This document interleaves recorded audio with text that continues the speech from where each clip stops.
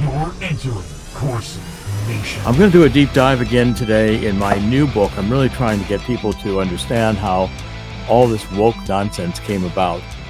This is the truth about neo-Marxism, cultural Maoism, and anarchy. And it's exploring woke insanity in an age of disinformation. It follows the second volume, what I'm calling the Great Awakening trilogy. It follows my first volume, which is also the truth, but the truth about energy, global warming, and climate change. And that was exposing climate lies in an age of disinformation. There we are. That's the new book. It's just out. Please take a look at it. I think you'll like it. Grab a copy for yourselves. Okay, focusing today on a character named Walter Duranty.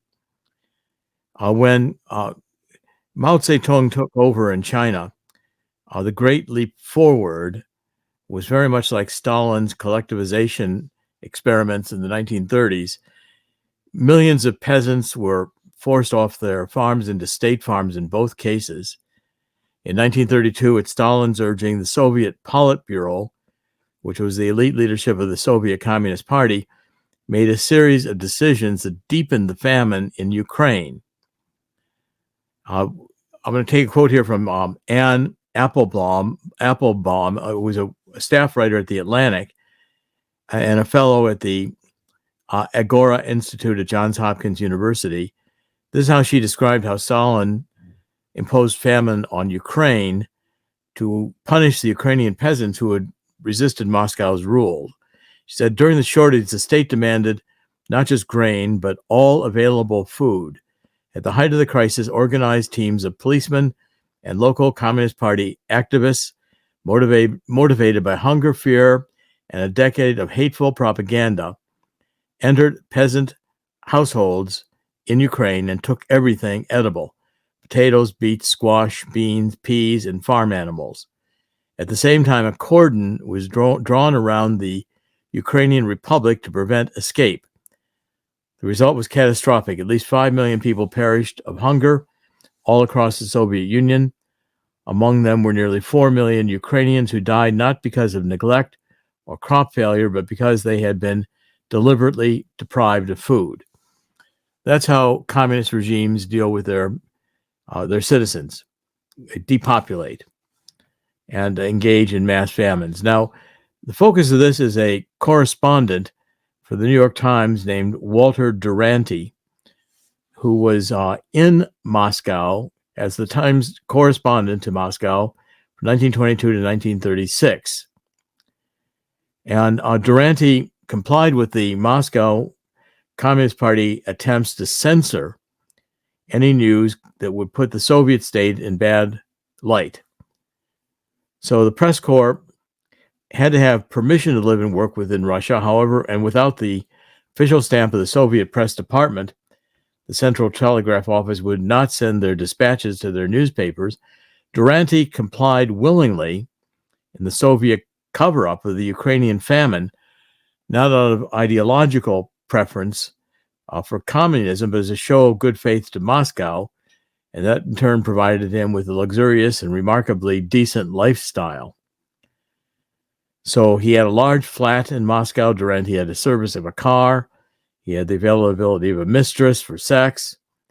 He had access, best access of any correspondent in Moscow, and received coveted interviews with Stalin twice.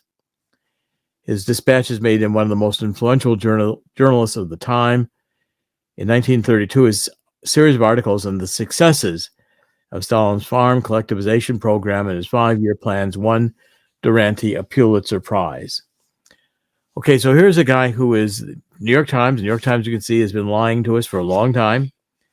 Duranty went over to Moscow, got in the good graces of Stalin, and did not report on the Ukrainian famine. So at the height of his lifestyle, Duranty lived a life of drugs, alcohol, and the most glitzy, expensive nightclubs that New York offered. In exchange for this, he sang Stalin's praises.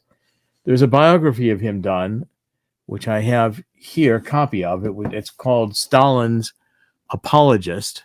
It's by S.J. Taylor. It's Walter Duranty and the New York Times Man in Moscow. This is a dark light in the New York Times, which is again being repeated by the political reporting.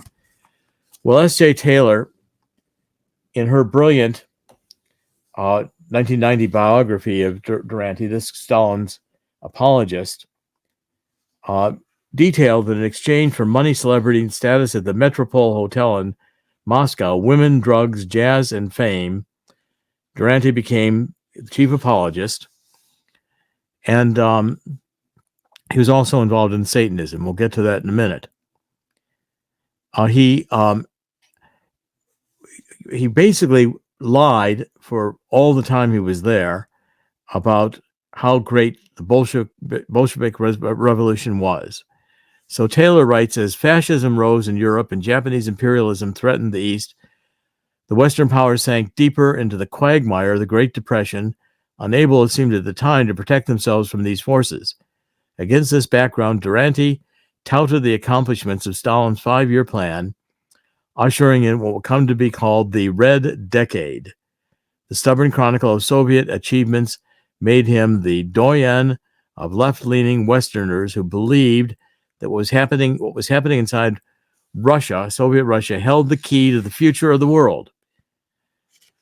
So the utopian idea, prompted by lies, is nothing new, and the hype for communist China, despite its totalitarian state, is repeating what was done when Russia was the American left's dream of a wonderful state and a utopia, and apologists like Duranty created that myth. Okay, so there are a few reporters who at the time did try to report the truth, and there's actually a film about this made, and I'll try to get to that in a minute.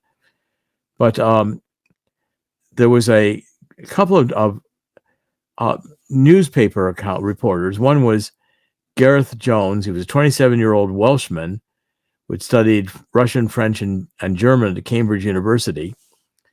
And he worked as a private secretary to former British Prime Minister David Lloyd George during World War I. I believe that was it, or maybe it was, I guess it was subsequent to World War I. At any rate, he went and witnessed the Ukrainian famine. And I believe the movie is done about him. I'll have to try to look that up in a second. But finally, the Manchester Guardian published his dispatches at the end of 1933 in March. At the end of March 1933, the newspaper had published earlier accounts by Malcolm Muggeridge, Muggeridge, the only person to report on the famine in Ukraine. Muggeridge arrived in Moscow in September 1932 with his wife and niece of prominent British socialite Beatrice Webb. Kitty Muggeridge arrived in Moscow pregnant with her second child, having left their son behind in a school in England. Muggeridge's real purpose to coming to the Soviet Union was to join in the effort of building socialism. He too wanted to praise how great Stalin was. It's a big effort in the left, in both the United States and Great Britain, to think that communism was just the perfect solution to the world's problems.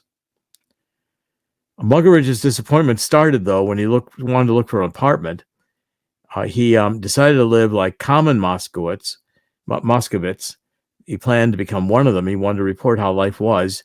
All he could find were rooms that invariably turned out to be part of a room, which at best, the possibility of a blanket hanging as a curtain to portion off the part of the room that his family lived in.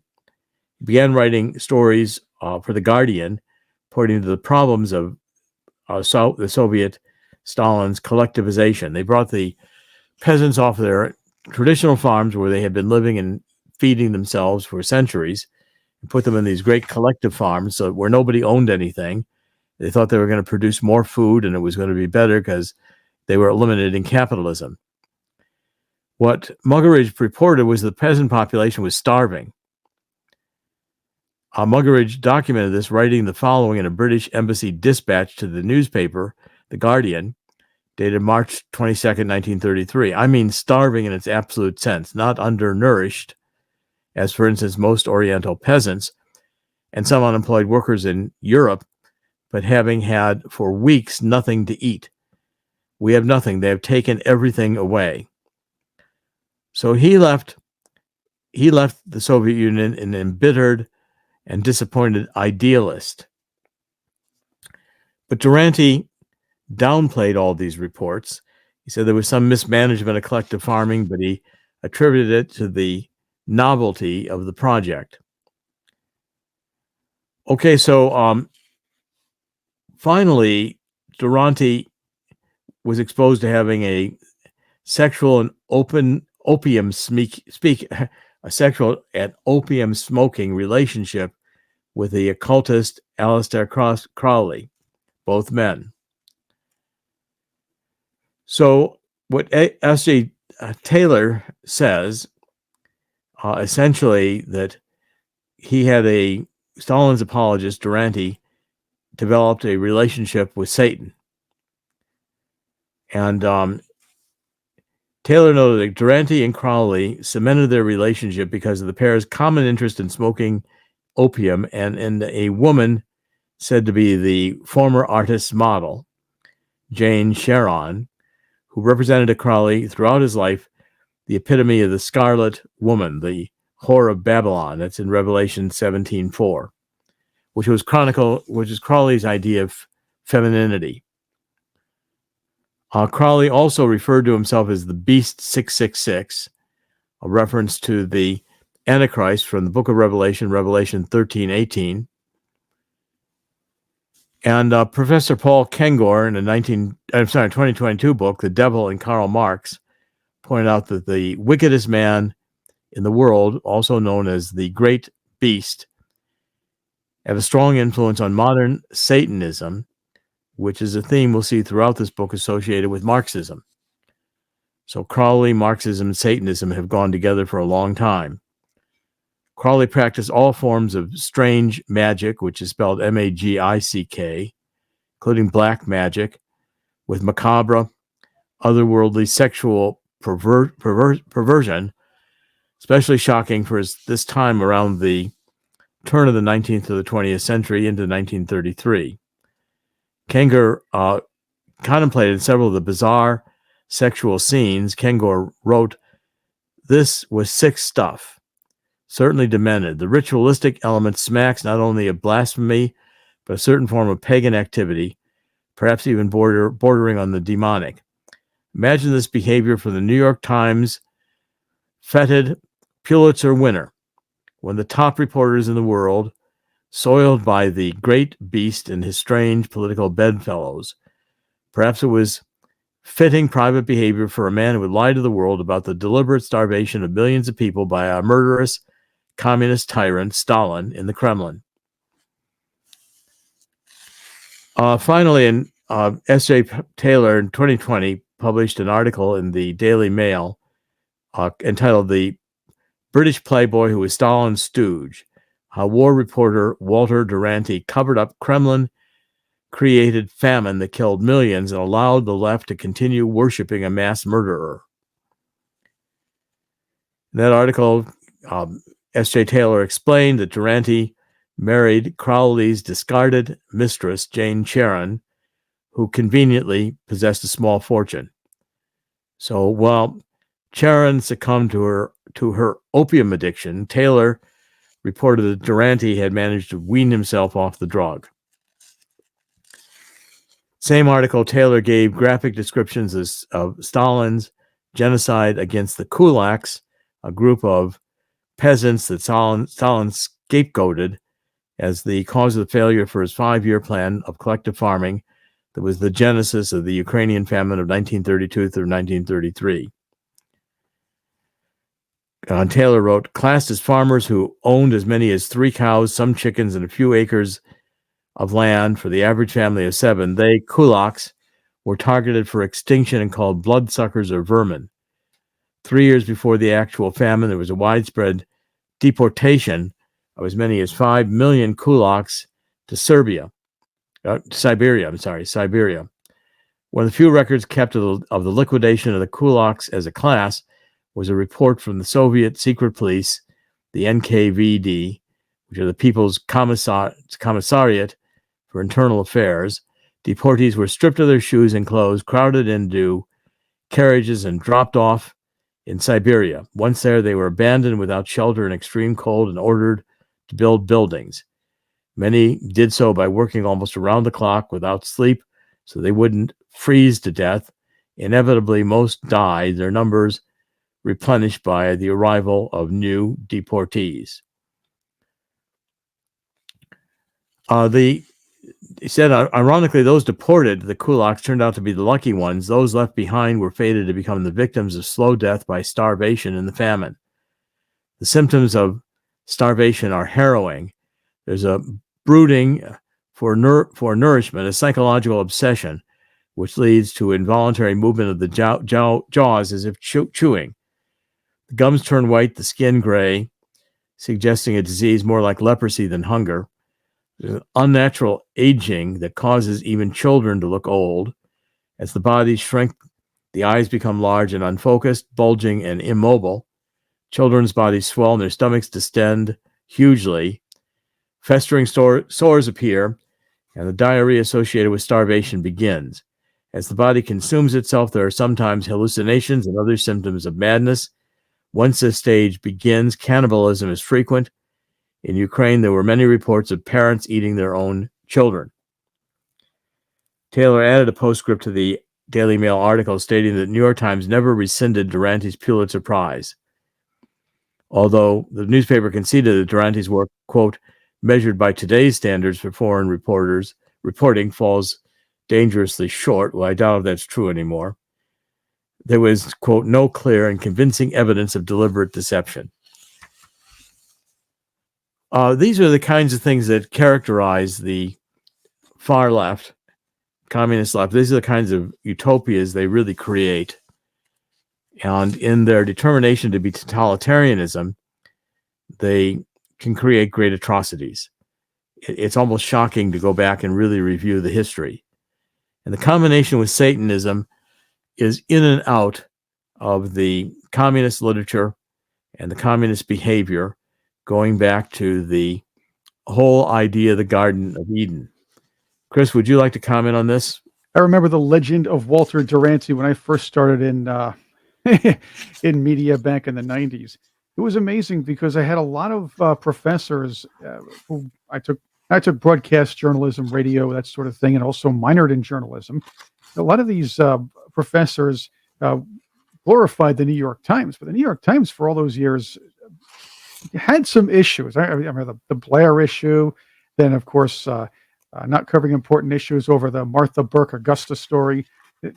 It's not just Duranty.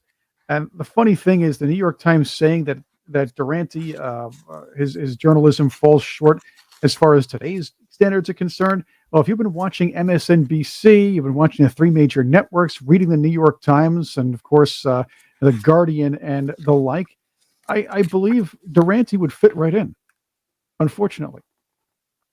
Unfortunately, he would. Whittaker Chambers, I think, did some brilliant writing in revealing the Alger Hiss communism.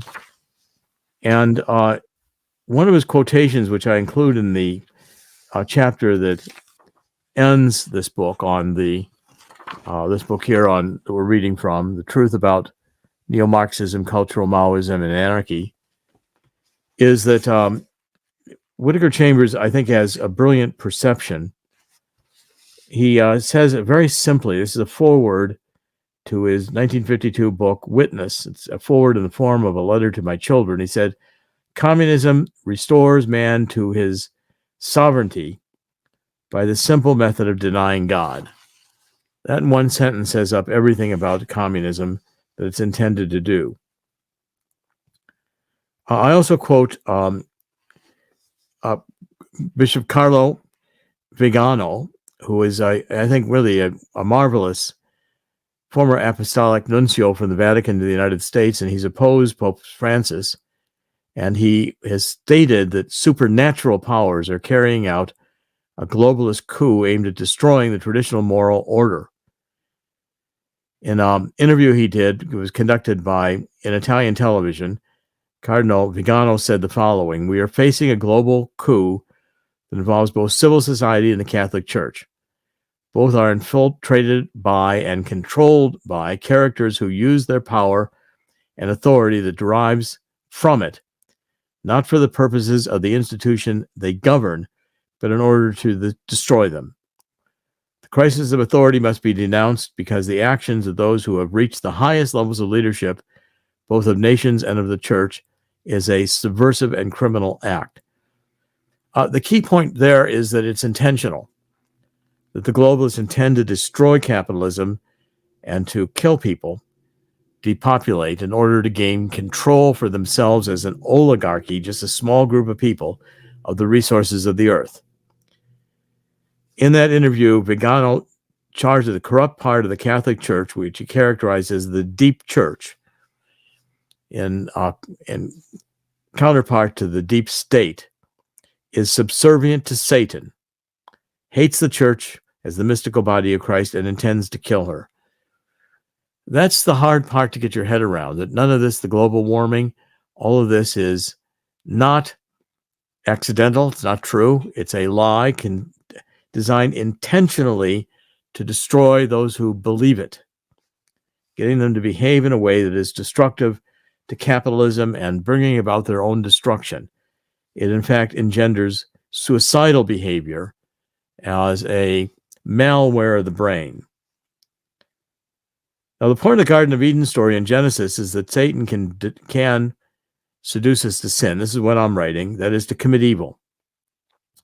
In biblical terms, we're a fallen species that must learn the distinction between right and wrong. Equally important, we must make the moral decision to do good and avoid evil. When Moses came down to Mount Sinai with the tablets on which God had written the Ten Commandments, he found the Jews worshiping a golden calf. That's in Exodus 32:19. Moses smashed the tablets and destroyed the golden calf.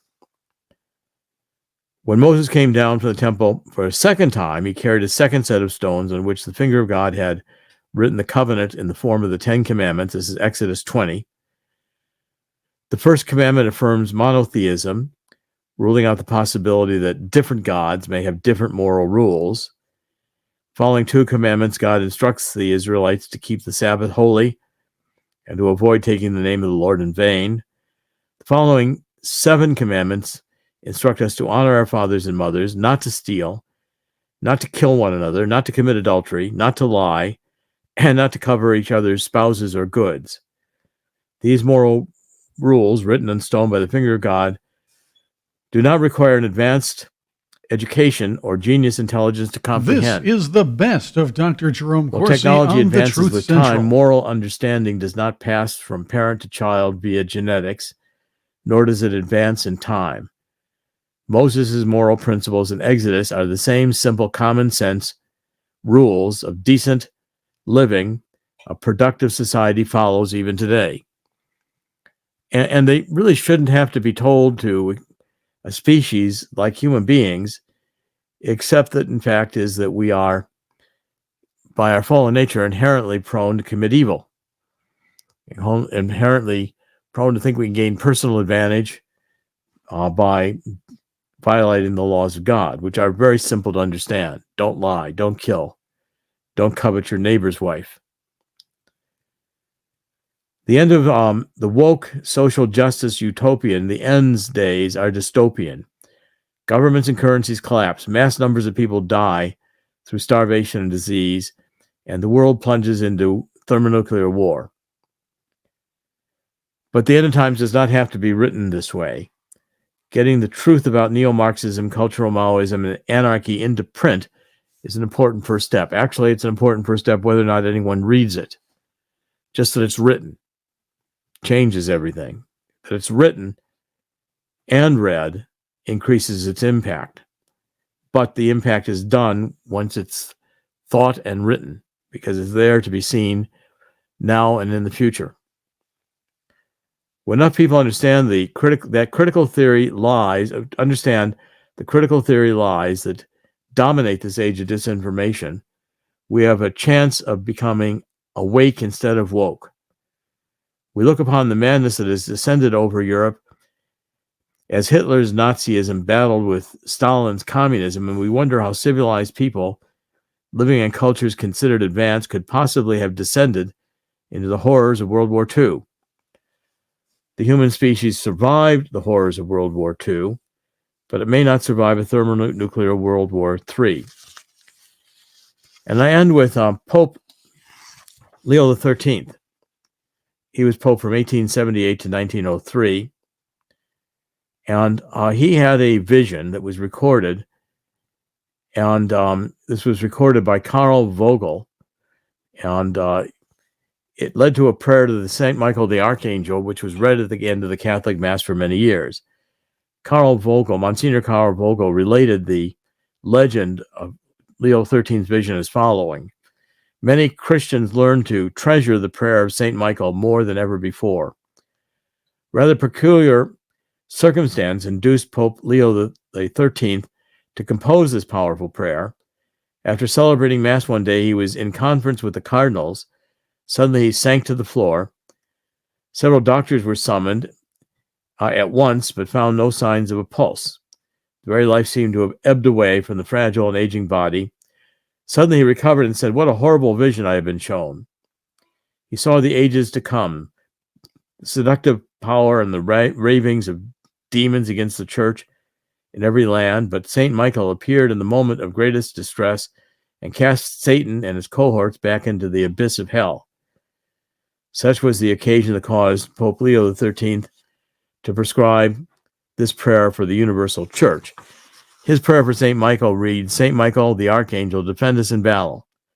Be our protection against the wickedness and snares of the devil. May God rebuke him, we humbly pray. And do thou, O Prince of the heavenly host, by the power of God, thrust into hell Satan and all other evil spirits who prowl throughout the world, seeking the ruin of souls. Amen." That prayer was removed from the Mass under Vatican II, which I consider to be the beginning of the socialist takeover of the Catholic Church. Now, when you understand that Pope Leo XIII would have envisioned today's postmodern woke culture as the best version of the Garden of Eden's true of knowledge lie that Satan has ever constructed. And we have to resolve to continue shining the light of truth to dispel the neo-Marxists, the cultural Maoists, and anarchists who would have us believe. We have to pray in the spirit of 2 Chronicles 7:14 that God hears our repentance for allowing America to descend into this madness. Let us move forward that this 21st century woke social justice popular delusion will soon pass from the face of the earth, never to return again. With God, all things are possible, and the hour is never too late for redemption. That's the theme of this book. And it explains it in great detail, going into wokeness, going into Marxism, starting the origin in Kant of our experience being subjective, looks at the postmodernists and that there is no objective truth. Marcuse, who embraces sexual freedom and reads Freud into Marx.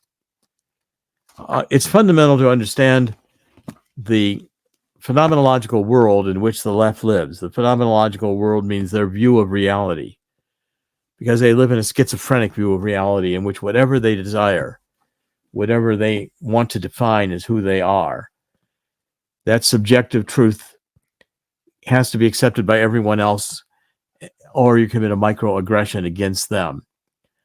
This glorifies schizophrenic. The schizophrenic has a private understanding of the world that's accessible only to the schizophrenic. And at its worst, as paranoid schizophrenic, you get John Nash. And if you've seen the movie A Beautiful Mind, you realize at the end that everything you've seen didn't really happen that way, but it was only his fantasy, his schizophrenia, that it caused him to experience reality that way. Now, these are mental illnesses. and they are malware of the mind, and they are founded in wanting to reject God so as to put human beings on the throne of God. The first book of this trilogy was about the fact that global warming is a lie. Those constructing it, like John Holdren, knew it was faulty science, but they knew it was seductive in the ability to convince a young generation to stop using hydrocarbon fuels, along with the realization that if we stopped using hydrocarbon fuels, we could not have the modern industrial society, which supports 8 billion people. They're depopulationists. Like Stalin, famine, mass murder, all these things are acceptable. Third volume in this Great Awakening trilogy will be about transhumanism, because the global elite, the World Economic Forum select group, will soon, if they should succeed in destroying the United States and destroying capitalism, they will destroy next the woke, or their useful idiots, and they will establish themselves as the Ubermensch, the superhuman beings, the transhumans, who merge themselves with machines, put computers in their brains, and can live forever based on artificial intelligence, not having to work because the machines will do the work for them. These kinds of bizarre utopian dystopias do not produce what these deluded people think it will produce, because in fact, the world is not set up to be perfect here. God rules this world, and the Lord's Prayer says that fundamentally, may God rule here as in heaven. It's what Jesus taught us to say. And in fact, God does rule here. That's why my perception is that God in the end always wins. Because God created this place out of nothing, he can disappear it into nothing. But that we exist means we have a spiritual existence, and those things which exist, I believe, continue to exist. Those things which do not exist may never exist. And the gift of a being, of existing, is a gift of God for which we are not responsible. And as such, we have to understand we need to obey God's laws here, as we most certainly will do in heaven if we get there. But the lie of Satan is to say God didn't make this place, earth, perfect. He could have, he didn't. If you eat this fruit, you'll learn how to make it perfect. Then you don't need God. You'll be superior to God. You'll perfected this place with me. Well, if you believe that lie, you end up in eternal torment. And having renounced God is the fundamental question at the heart of every human life. At the end of this experience, I believe we'll be asked one question by God, and that is, were you a faithful servant? Should we not be able to answer yes, the future of our existence is going to be to redeem that factor, and I do not know that it can be redeemed once the judgment of this experience has been reached. Chris? This eternal torment thing, I think it's already happened, because I feel like I'm there every time I have to hear Kamala Harris speak. That's eternal torment. And I watch the Mets too, so that's another thing. Well, that's just basically, you want to flagellate yourself a little bit and watch this team that you think is going to, that's all right. I do prefer to watch the Yankees, but again, in recent years, it's been hardly any difference. Yeah, I guess there's a parade in Spain I can go to. That's a different story. I don't know, but the point is that Earth is not supposed to work perfectly. It doesn't. It never will. And we're not supposed to be here without problems and to live a perfect life. Every human being has issues. I don't care how rich you are, how famous you are, there are issues. And the mature adult, one who learns to embrace Jesus Christ as your Savior, will understand fundamentally that God is always with us, and that we're not given problems we can't solve, and that persisting in resolving to be right, to do the right, is the only solution to this life existence. And we're now in an age of persecution. We're in an age where Christians are being persecuted, where diseases are, I don't know whether the vaccines are better or the diseases, or I mean, these things are just horrendous. We locked down society globally, which was insanity. And now we're saying carbon dioxide is a noxious chemical, even though we exhale it. We are polluters, even though we feed the plants. Anthropocene, the anthropos being human beings, we are the cause of our own destruction in this last age on Earth, is what the left would have us believe. And the climate cultism is at its extreme. And I personally prefer not to follow this madness into the darkness.